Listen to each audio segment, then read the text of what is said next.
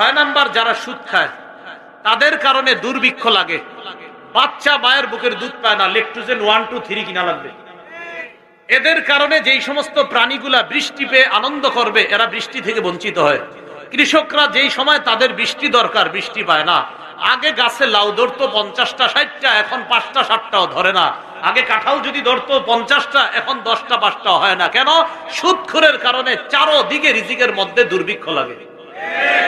মুসনাদে আহমদ 17,822 নম্বর হাদিসের বর্ণনা। قال رسول الله صلى الله عليه وسلم ما من قوم يظهر فيهم الربا الا اخذوا بالسنه। কোন এলাকার মধ্যে যদি সুদের কারবার ব্যাপক হয়ে যায়, ওই এলাকার মানুষগুলারে আল্লাহ দুর্ভিক্ষের গজব দ্বারা পাকড়াও করে। দুর্ভিক্ষের গজব, আগের মতো ফসল পায় না, এরকম হবে। আপনার চারদিকে অভাব, মানে আগে যে সমস্ত আপনার ওই যে আমরা শীতকালীন যে কত জিনিস আল্লাহ আমাদেরকে দিতে আগে, শীতকালে শাকসবজি, এখন দেখবেন আগের মতো হবে না। এটা কেন?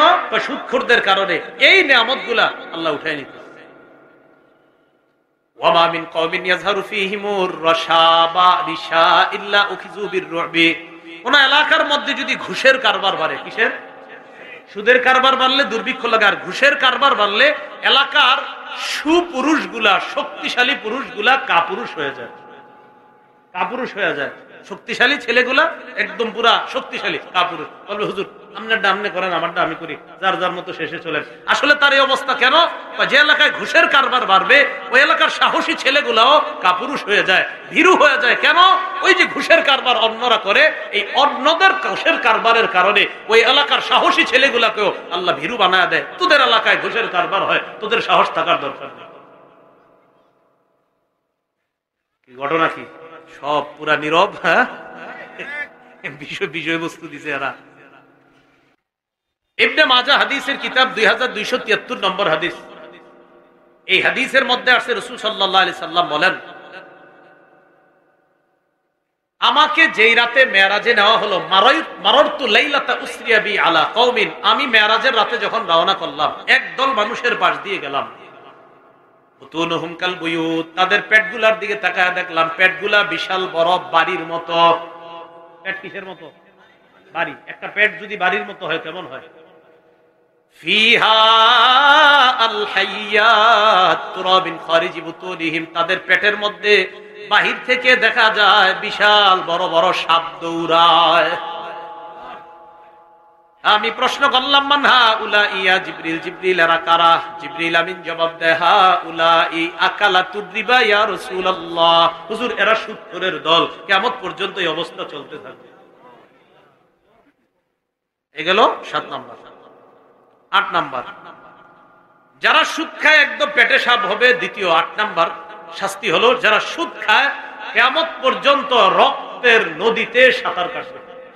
রক্তের নদী, এটা নদীতে সাঁতার কাটতে কাটতে রক্তের নদীর কিনারায় যেতে পারবে না, কিয়ামত পর্যন্ত খালি ওঠার চেষ্টা করবে, কিন্তু উঠতে পারবে না। সহিহ বুখারীর বর্ণনা 2085 নম্বর হাদিস। ফজরের নামাজের পর নবী সাহাবীদের দিকে ফিরে বসলেন। আমাদের দেশেও দেখবেন মসজিদে ফজরের নামাজের পর ইমাম সাহেব মুসল্লিদের দিকে ফিরে বসে। বসে কিনা? এটাও বসের আওয়াজ কমেছে কি জানেননি? কারণ ফজর তো আপনি টেনশনে পড়ে গেছে, হুজুর যে আমরা পড়ি কয়জন, আপনি যে এই প্রশ্ন করছেন। আরে কি এক অবস্থা, চিন্তা করছেন? যারা সুদের আলোচনায় ঠিক আছে আওয়াজ কমবে, এটা ঠিক আছে, ফজর নামাজটা তো একটু কইবেন, এটাও কেন কর না? হুজুর ফজরও তো সবাই যায় না, ওয়াজ কোন দিকে করবেন? ফজরের নামাজের পর নবীজি সাহাবীদের দিকে ফিরলেন। অনেকেই টেনশনে পড়ে গেছে যে ফজরের পর ইমাম সাহেব কি ফিরে না উঠে না দৌড় দেয়, আমরা তো জানি না, আমরা যাই না। বাকি আমার আপনাদের প্রতি ভালো ধারণা, আপনারা ওই সাপ আর কুকুরের ভয়ে হয়তো যান না, ঘরে পড়েন, এটা হলো আমার ভালো ধারণা, বাকিটা আল্লাহ জানে।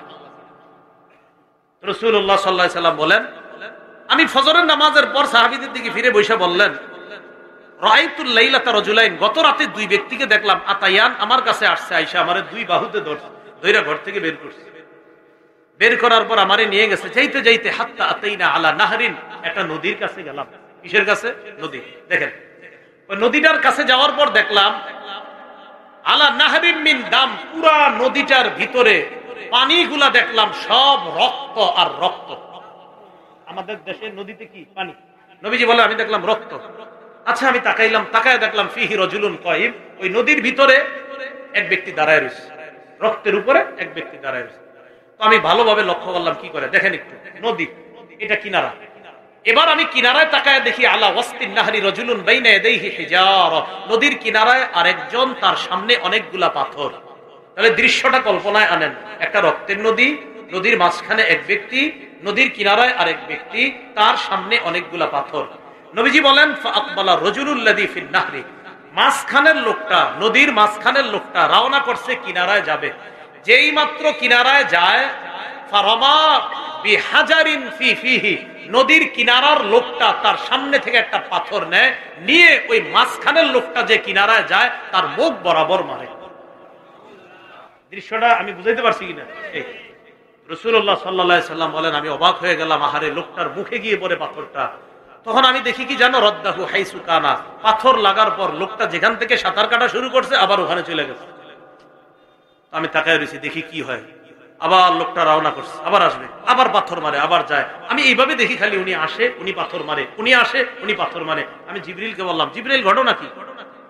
জিবরিল আমিন আমারে বলে, ইয়া রাসূলুল্লাহ আল্লাযী রাআইতাহু ফিন নাহর, আপনি যাকে নদীতে দেখলেন আকিলুর রিবা, এই লোকটা হলো সুদখোর, কিয়ামত পর্যন্ত এইভাবে ওঠার চেষ্টা করবে, কিয়ামতের আগে কিনারায় যেতে পারবে না। হাতে পায়ে ধরে বলি এই কাজটা করেন না, আল্লাহ হেফাজত করেন। 9 নাম্বার, যারা সুদ খায়, আপন মাকে বিয়ে করে। কত বড় খারাপ। ইবনে মাজাহ 2274 নম্বর হাদিসের বর্ণনা, রাসূলুল্লাহ সাল্লাল্লাহু আলাইহি সাল্লাম বলেন আর রিবা 70 হুবা, সুদের 70টা শাখা। আইসারুহা আইয়ানকিহার রাজুলু উম্মা, সবচাইতে নিম্ন শাখা হলো কোন ব্যক্তি তার আপন মাকে বিয়ে করা, মানে তার সাথে ব্যভিচার করা। নিম্ন শাখা। তাহলে উপরেরটা কি? এটা নিম্ন। 70টার মাঝে এটা নিম্ন, তো সর্বোচ্চটা কি হবে আল্লাহ ভালো জানেন। এলো 9 নাম্বার। আমার আলোচনা, মা বোনরা কি আছে আলোচনায় আজকে? মা বোনরা যদি আলোচনা শুনে থাকেন, আপনি আপনার সন্তানদের সুদ খাইতে দিয়েন না। এখানে যে সমস্ত বোনেরা আসছেন আমার, আপনারা আপনার স্বামীকে সুদ খাইতে দিয়েন না। এখানে যে সমস্ত আমার ভাইয়েরা আছেন, আপনি আপনার বাবারে সুদ খাইতে দিয়েন না। এখানে যারা আমার সমবয়সী বন্ধুরা আছেন, আপনি আপনার ভাইকে, বাবাকে, আপনার আত্মীয় চাচা কাউরে সুদ খাইতে দিয়েন না। যে সমস্ত ছেলেগুলা এখানে লেখাপড়া করেন, আপনি আপনার আব্বাকে বলবেন, আব্বা বছরে 12 মাসে আমারে 12টা প্যান্ট শার্ট পাঞ্জাবি গেঞ্জি দিতে হবে না, হালাল টাকায় পারলে একটা দিয়েন, হারাম টাকায় একটাও লাগবে না। আমি টিউশনি করে হলেও হালাল টাকা আমার কলম খাতা আমি ক্রয় করে নিব, এরপরে আপনি সুদের টাকায় হাত দিয়েন না। ছেলেরা আপনি আপনার বাবারে বলেন। মেয়ে যারা আছেন বাবাকে বলেন, আব্বা 12 মাসে আমার কসমেটিক্স লাগবে না হারাম টাকায়, হালাল টাকায় পারলে আমারে দিয়েন, হারাম টাকায় কিচ্ছু লাগবে না। যে সমস্ত বোনরা আছেন আমার এখানে, আপনি আপনার স্বামীকে বলেন, হালাল টাকায় পারলে চাল ডাল আনো, হারাম টাকায় গোস্ত আনা দরকার নেই।